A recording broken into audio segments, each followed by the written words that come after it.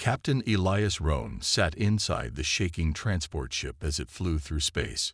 The outside world was a blur of stars and silence. Inside the ship, everything felt tight and cold. Elias was a soldier, but this mission felt different. He had been sent to many strange planets before, but Virilia Prime made his chest feel heavy.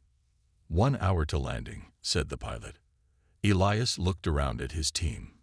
4 other soldiers sat with him. All of them wore the same black armor, shiny and hard like metal skin. They had trained together. They trusted each other. But none of them spoke. They had all heard the stories about Virilia Prime. Long ago, humans had tried to make peace with the alien race on this planet, the Nerians.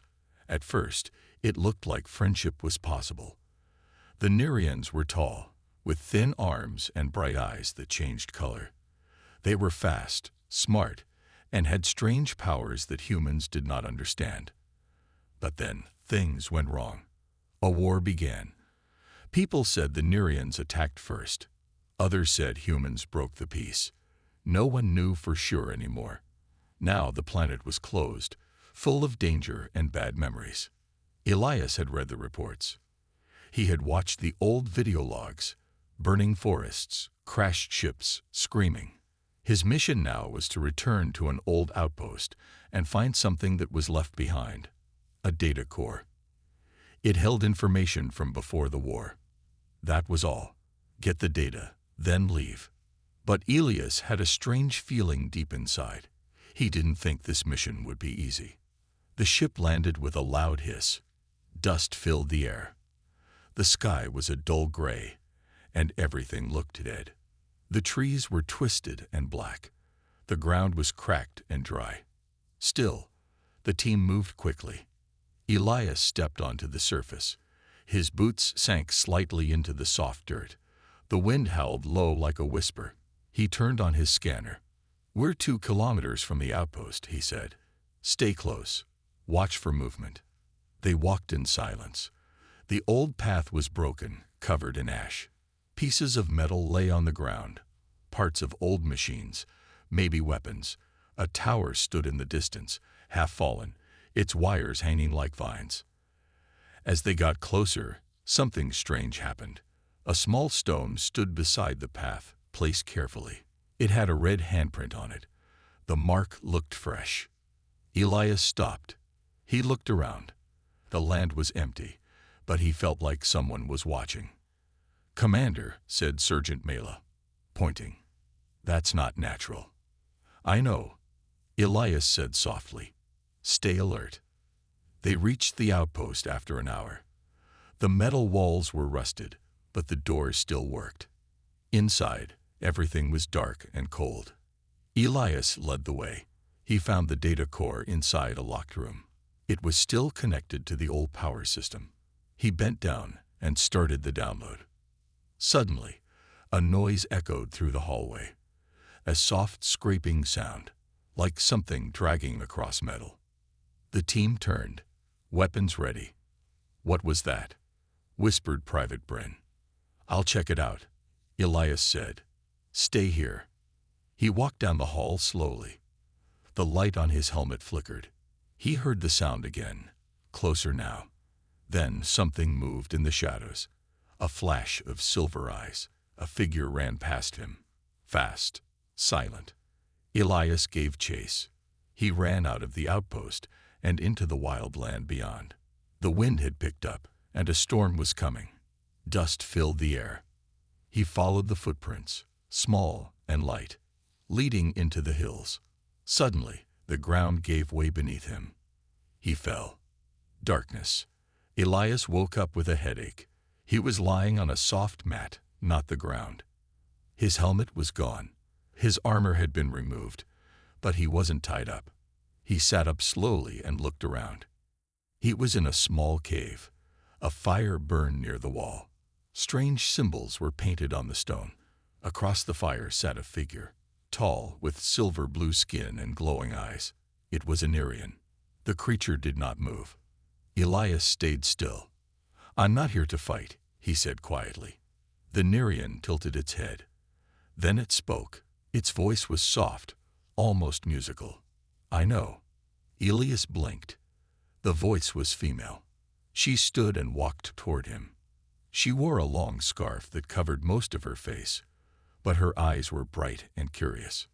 "Why didn't you leave me out there?" Elias asked. "You were hurt," she said. "I helped." Elias did not understand. Everything he had been told said Nerians were wild, violent, but this one had saved him. "What's your name?" he asked. She paused. "Kalira," she said. Elias nodded. "I'm Elias." There was silence. Then Kalira turned and added wood to the fire. Over the next few hours, Elias learned more. Kalira lived alone. She had stayed behind after the war ended. She said most Nerians were gone now, dead or hiding far away. She spoke slowly, choosing each word carefully. "Why did the war happen?" Elias asked. Kalira looked down. "We asked for help when your people came. Our world was sick. You built factories, took water, cut trees. We begged for time. You said no. But we thought your people attacked us first," Elias said. Kalira's eyes glowed brighter. "Some did, but only after they saw the sky burn." Elias felt cold. Maybe the truth was not so simple. He looked around the cave. It was quiet here, peaceful. There were drawings on the wall. Nerian children, families, homes, all gone now. "Why did you stay here?" Elias asked. Kalira shrugged. "This is home." Back at the outpost, the team waited. Hours passed. They searched but found no trace of Elias. The storm made it hard to track anything. "Maybe he ran into a beast," said one soldier. "No," said Mela. "He's still alive. I can feel it." They kept searching. Meanwhile, in the cave, Elias sat near the fire. He was quiet, thinking. Kalira sat across from him, her scarf pulled lower now. Her face was sharp but not frightening. There was pain in her eyes, deep and quiet. "You don't look like a monster," Elias said suddenly. Kalira froze. Her hands trembled a little. "Your kind called us monsters," she whispered.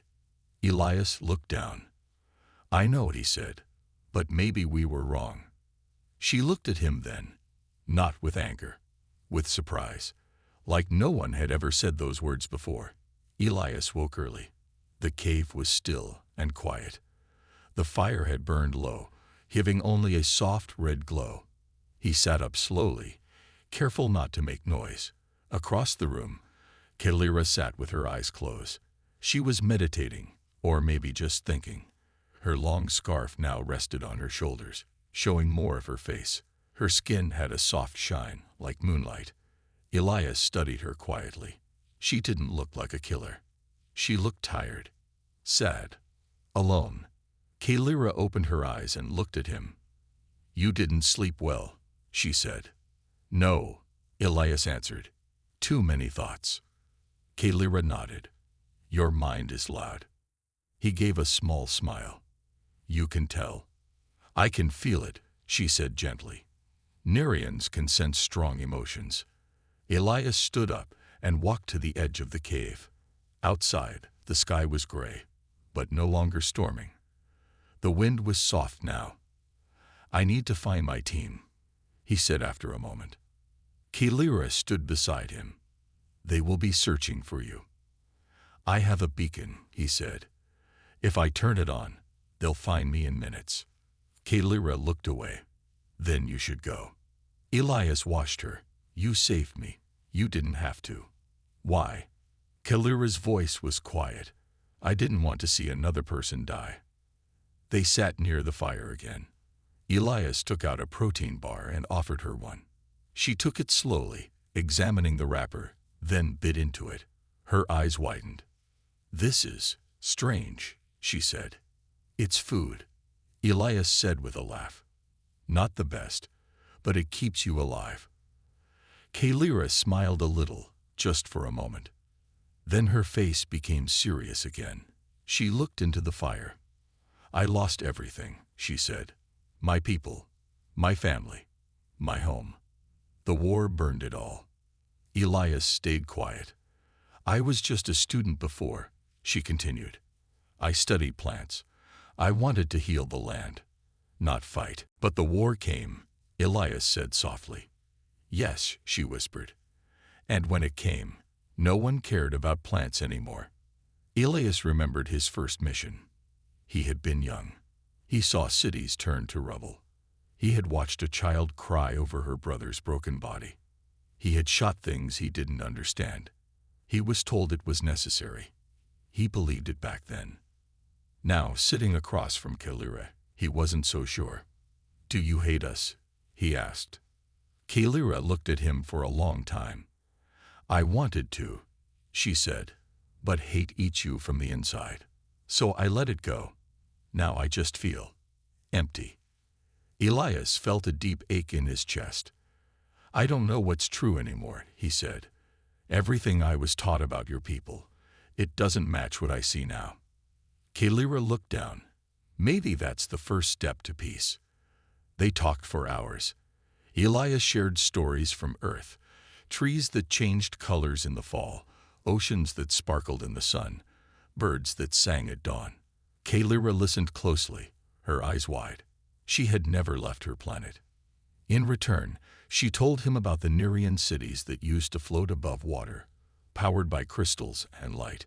She told him how they used songs to grow crops faster and how their ancestors believed every living thing had a voice.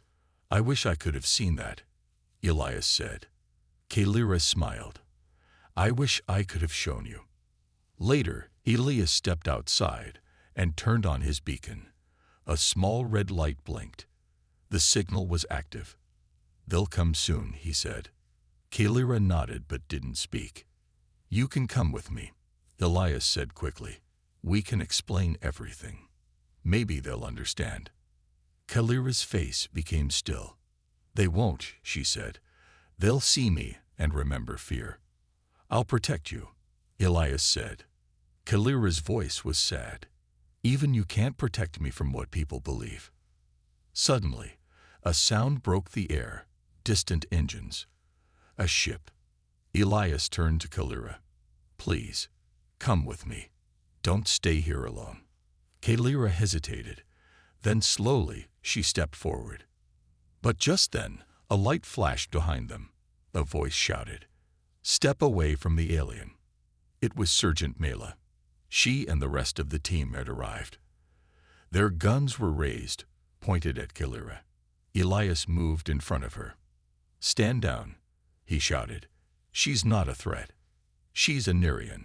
Someone yelled back. She could kill you in a second. She saved me. Elias shouted. She had every chance to harm me and didn't. Kalira stood still. Her eyes were wide. Her hands were raised, but no one lowered their weapons. This is wrong, Elias said. Look at her. Does she look like a monster? No one answered. Then Kalira whispered, almost too quiet to hear, This is why I stayed hidden. Sergeant Mela kept her weapon pointed at Kalira. Her eyes didn't blink. The rest of the soldiers stood behind her, tense and ready. The wind blew softly through the dead trees around them. The red light on Elias's beacon blinked steadily. Kalira stood still, arms slightly raised. She didn't move or speak. She only looked at Elias with calm, sad eyes. Elias stepped in front of her, blocking the line of fire.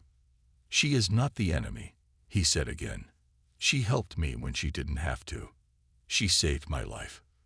You were missing for 2 days, Captain, Mela said sharply. We thought you were dead. Now you're protecting a Nerean. I would be dead if not for her, Elias replied. She had a chance to hurt me. She didn't. She gave me food, shelter, and safety. Another soldier, Private Bren, stepped forward. But she's one of them. The ones who started the war. Kalira finally spoke.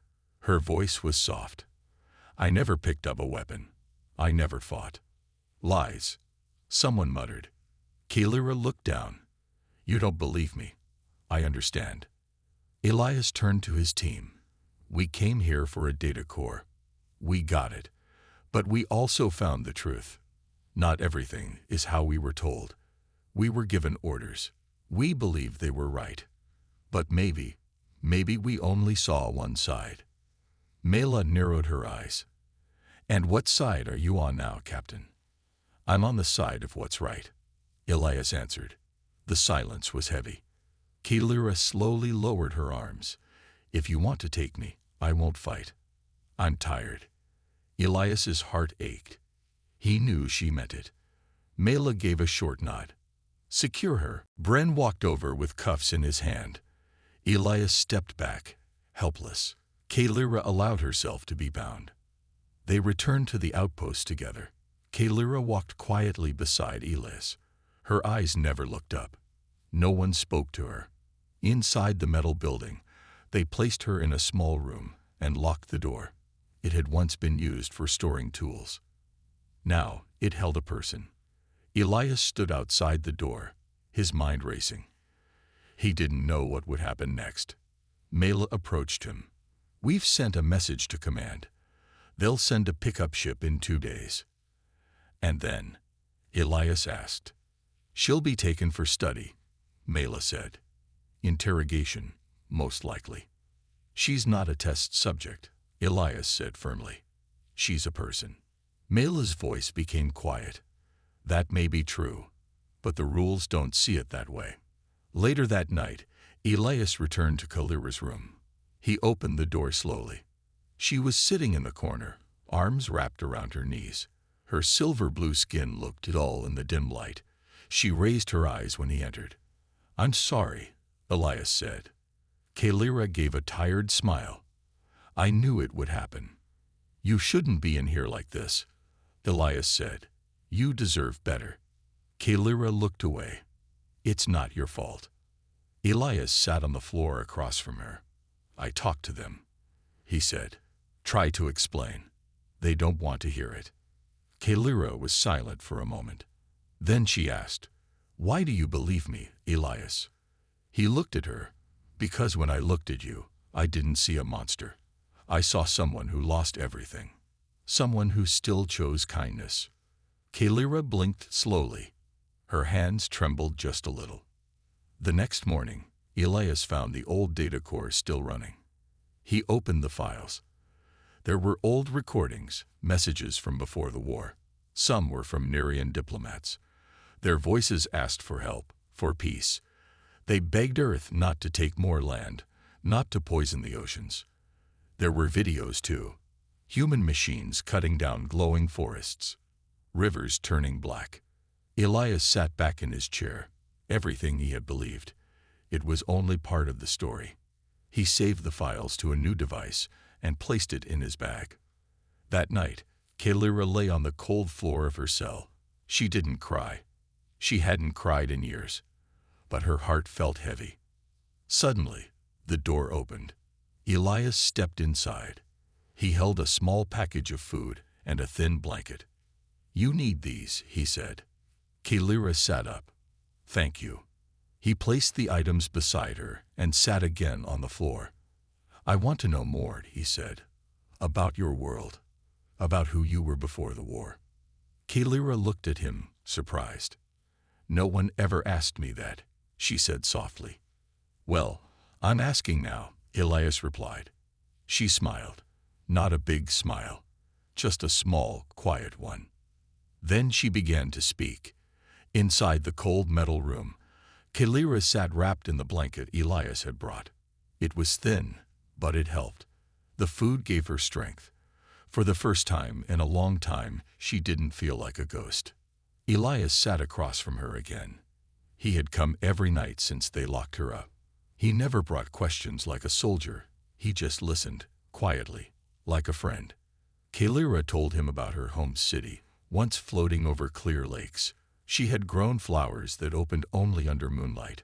She spoke of her father, who built songs into the wind, and her mother, who healed with glowing herbs.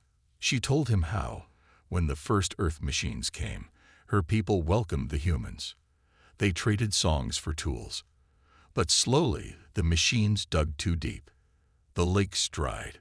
The songs faded. "We told your people the land was crying," she said, "but no one listened." Elias listened now. Every word stayed in his heart. "I was only a student," Kalira said. "I tried to warn others, but they called us weak. When war started, I ran. I hid." She looked down. "I survived, but I lost my world." Elias returned to the control room the next day. He kept playing the recordings from the data core. More files unlocked. He watched a message from a human officer who had lived on Virilia Prime before the war. The man looked tired, worn out. "I don't know who will hear this," the man said, "but we made mistakes. Big ones. The Nereans tried to warn us. We didn't care. We just wanted more. They begged us to stop. We didn't. And now, we call them monsters." Elias saved the file. His heart pounded. He walked to Mela, who sat fixing her gear. "I found something," he said. She looked up. "What?" "Proof," Elias said, "that we weren't innocent in the war, that the Nereans tried to stop it." Mela frowned. "Even if that's true, it won't change how Command sees it." "Then we have to make them see," Elias said. Mela stared at him. Then she spoke quietly.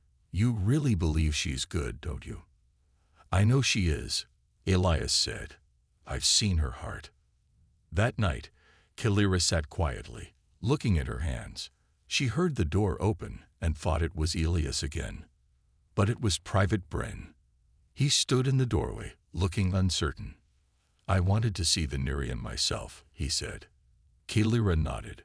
"You've seen me now." Bren didn't leave. He took a step closer. "My brother died in the war," he said. "He was only 19. Kalira looked at him gently. "I'm sorry." Bren frowned. "He died in a Nerean ambush. I hated your kind ever since." "I understand," Kalira said. "Many Nereans lost family too. I lost mine." Bren was quiet for a moment. Then he sighed. "Elias says you saved him." "I did," she said. "Why?" Kalira looked up. "Because I didn't want him to die. Because hate is heavy, and I am tired of carrying it." Bren stared at her. His face softened just a little. Then he left. The next morning, the team received a message. The pickup ship would arrive in a few hours. Kalira would be taken to a science base for questioning. Elias felt a cold fear inside. Once she was taken, she might never see the sky again. He walked to her room. Kalira was already standing. "I heard the ship is coming," she said. "Yes," Elias said, his voice tight. Kalira looked at him. "Don't be sad. You showed me kindness. That's more than I hoped for." "It's not enough," Elias said. "You deserve to be free." "But I am not human," she said softly. Elias looked her in the eyes. "You're more human than most people I know." Kalira's eyes shimmered. When the ship landed, soldiers in gray armor came out. They had no faces behind their helmets, just blank visors, cold voices. They asked for the alien specimen. Elias stood beside Kalira as they came forward. "She has done nothing wrong," he said. "She will be studied for safety," one soldier said. "That is the order." "She is not a danger," Elias insisted. "She is a survivor, a peaceful being." "She is not human," the soldier repeated. Kalira touched Elias's arm gently. "It's all right," she whispered. "No," Elias said, louder now. "It's not all right." Everyone turned to look. Elias pulled out the data core. "This holds truth," he said. "The war didn't start the way we think. The Nereans tried to stop it. We ignored them. We broke the peace." The soldiers didn't answer, but Mela stepped forward. "I saw the files too," she said. "They're real." Bren came up next. "We should listen. She's not our enemy." The lead soldier was silent. Then, finally, he spoke. "We will take the data core to command. It will be reviewed." "And her?" Elias asked. The soldier turned to Kalira. "She will come, but not as a prisoner. As a guest. For now, Elias turned to Kalira. You won't be alone. Kalira's voice trembled. Your kind calls us monsters. But you looked at me like a human. Elias smiled gently. Because you are. The military ship rose into the sky, cutting through the clouds with a deep hum. Inside, Elias sat beside Kalira. She looked calm, but her eyes moved often, watching everything with quiet alertness. Her hands rested on her lap, fingers slightly curled. Across from them, the two armored transport guards stayed silent. They didn't speak to Kalira or even look at her, but Elias watched every move, ready if something went wrong. We'll land at Sector 9 station, one of the guards finally said. From there, Command will decide her next steps. She has a name, Elias said firmly. Her name is Kalira. The guard said nothing more. Sector 9 station was large, floating high above a dry mountain range. It was made of silver walls and glass towers, filled with soldiers, scientists, and machines. It was a place where orders were followed, not questioned. When the ship landed, a group of officials met them. A tall woman with sharp eyes and a dark coat stepped forward. I'm Commander Rin, she said. You must be Captain Elias. Elias nodded. And this is Kalira. Commander Rin looked at the Nerean for a long moment. Then she turned. Follow me. Kalira was given a clean room, not a cell, but not quite free either. There were cameras on the ceiling, and the door only opened from the outside. Still, it was better than before. She could see the sky through a window. Elias wasn't allowed to stay with her. He watched as the door closed between them. I'll talk to them, he promised. Kalira nodded. I trust you. Later, Elias met with Commander Rin in her office. He placed the data core on her desk and explained everything. How Kalira saved him, how the files showed the true story of the war. Rin listened quietly. When he finished, she leaned back in her chair. This is a lot to take in, she said. If these files are real, it means we were wrong about the Nereans. They are real, Elias said. You can run the scans. Rin sighed. Truth doesn't always change people's minds, Captain. There are those who want to keep seeing Nereans as the enemy. It's easier. Kalira is not the enemy, Elias said. No, Rin replied. She's something harder to understand. Someone we wronged. That night, Kalira sat by the window in her room. A guard brought her food but said nothing. She stared at the stars above. They looked the same as they always had. But she felt different. She thought about her people, about the ones who sang to the forests, the ones who danced by the lakes. So many of them were gone. Only memories remained. A soft knock came at the door. Then Elias walked in. They're reviewing the data, he said. It might take time, but Commander Rin is listening. Kalira gave a small smile. That's more than I expected. There's something else, Elias said. They're offering you a choice. Kalira turned her eyes to him. They won't force you to stay here, he said. You can choose to leave. Go to another world. Live peacefully. Or you can stay and help teach them who you really are. Help us fix what we broke. Kalira was silent. The choice weighed heavy on her heart. If I leave, she said slowly, I will be safe, but no one will know my voice. Elias nodded.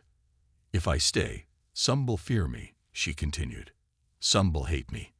Yes, Elias said softly, but some will listen. Kalira stood in front of the large window of the command center the next morning. Sunlight shone over the mountains.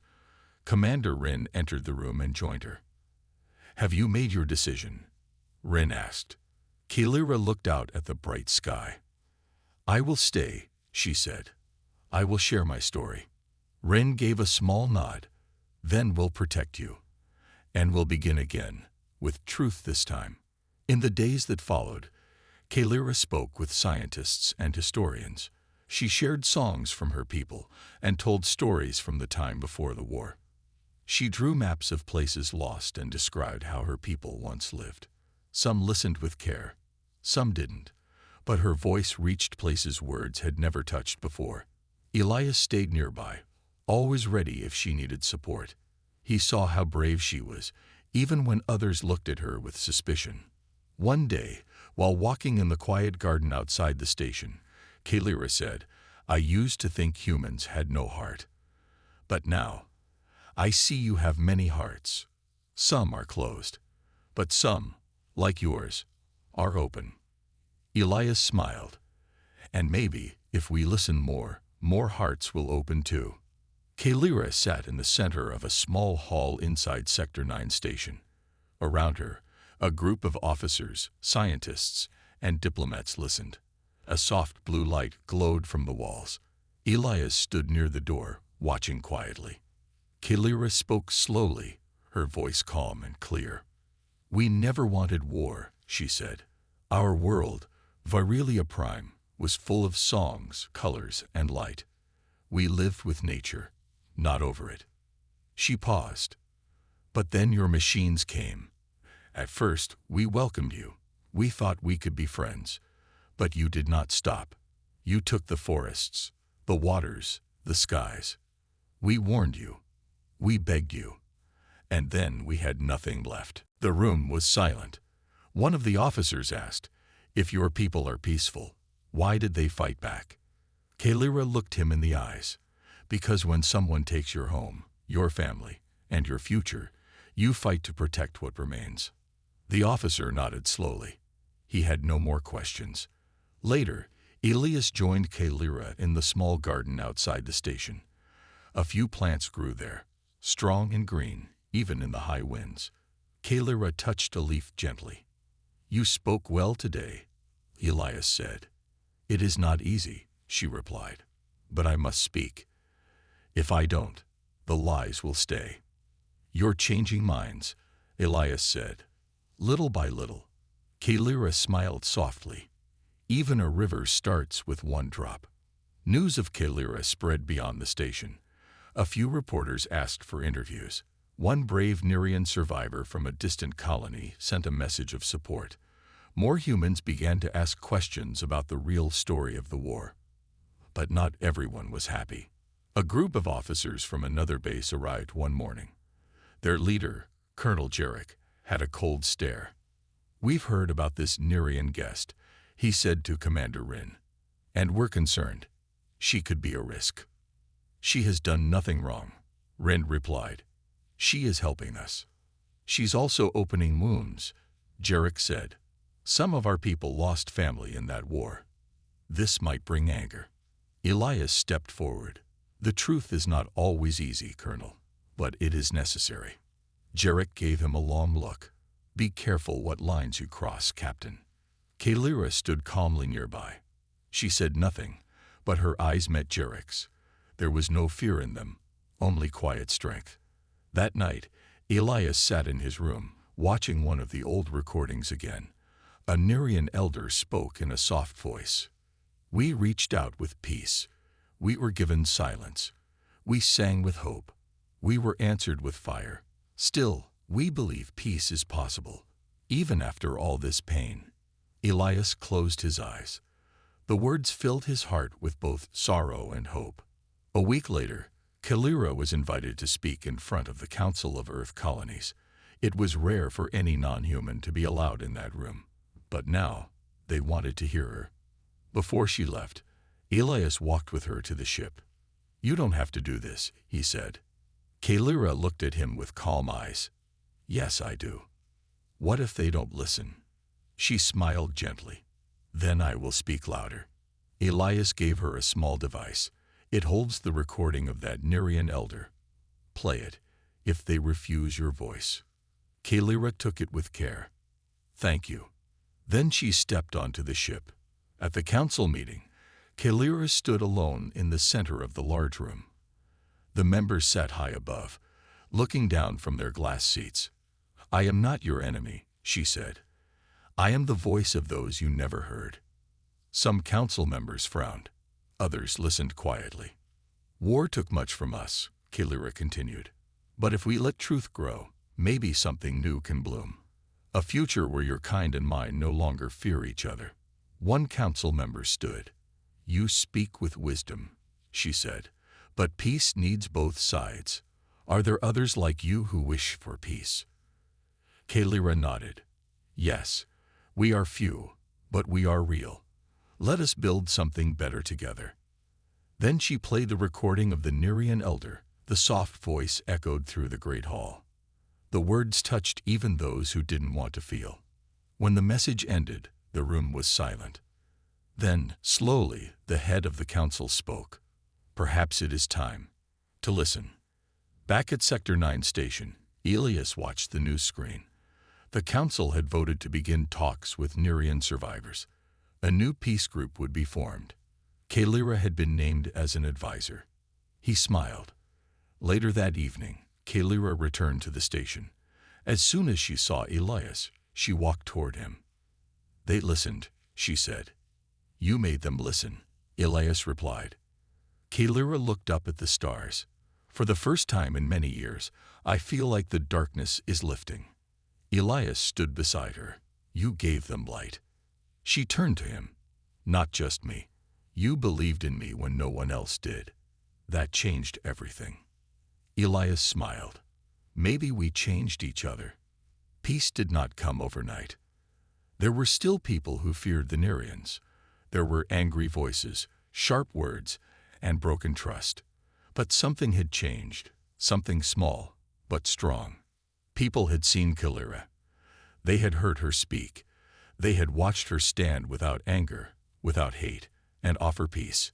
And now they began to wonder if maybe, just maybe, their enemy had a heart too. Kalira stayed at Sector 9 station as an advisor to the Peace Council. She met with leaders, taught young officers about Nerian history, and helped write new laws to protect both humans and Nerians. Some days were hard, but she never stopped trying. One afternoon, she stood by the window again, looking out at the sky. A soft breeze touched her face through the open panel. The scent of soil, plants, and metal filled the air. Elias walked in and smiled. "Do you ever miss your home?" he asked. Kalira didn't answer right away. Then she said, "Every day. I miss the sounds of my people, the glowing trees, the night sky filled with 3 moons.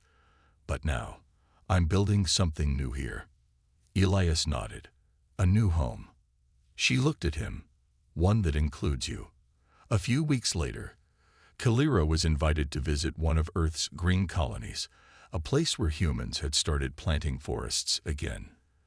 The trees were small, but growing. Life was returning. Elias flew with her. As they walked between rows of young trees, children ran by, laughing. One little girl stopped in front of Kalira, eyes wide. "You're the alien," she said. Kalira smiled kindly. "Yes, I am." The girl tilted her head. "You look nice, not scary." Kalira knelt down. "Thank you. I think you look nice too." The girl giggled and ran off. Elias laughed. "That's one more person who believes in you." "Children are wise," Kalira said. "They see with open hearts." One night, as they rested under a large dome filled with stars, Kalira showed Elias something. She opened a small case and pulled out a glowing seed. "This is a moon bloom," she said, "the last one I have." "What does it do?" Elias asked. "It only grows if planted with care," she said. "It glows in the dark and sings when the wind touches it." Elias blinked. "It sings." Kalira smiled. "Yes, just soft notes, like a memory." She gave him the seed. "I want you to have it." Elias looked down at the glowing light in his hand. "I'll plant it," he promised, "and take care of it. Always." In the months that followed, the Peace Council worked hard. Small groups of Nerians who had survived in hiding came forward. They were scared, but when they saw Kalira, they found hope. Elias helped too. He trained new peacekeepers to protect both sides, not just one. He told Kalira's story to every group, reminding them that trust could begin with one act of kindness. Slowly, the voices of war grew quieter. and the voices of peace grew louder. One morning, Kalira and Elias stood in front of a large crowd. Today was Unity Day, the first holiday shared by both humans and Nereians. Flags flew in the wind, songs from both worlds filled the air. Children painted stars on each other's faces. Old enemies stood side by side. Kalira took the stage. She looked at everyone and spoke clearly. Not long ago, I was called a monster. I was feared, locked away, forgotten. But one person looked at me not with fear, but with care. That one moment changed everything. She turned to Elias and smiled. We are not so different. We hurt. We love. We dream. Let us build a world where we do those things together. The crowd clapped, cheered, and some even cried. After the event, Elias and Kalira walked through a quiet garden planted just for Unity Day. In the center, a small moon bloom now stood. It glowed gently and made a soft sound, like music on the wind. You planted it, Kalira said. Elias nodded. It bloomed 2 nights ago. They stood there for a while, listening. You changed this world, Kalira, Elias said. Kalira turned to him. No, we changed it together. Then softly she added, do you remember what I said when we first met? Elias thought for a moment. Yes. You said, your kind calls us monsters. And you looked at me, she said, voice shaking gently, like a human. Elias took her hand. That's because you are.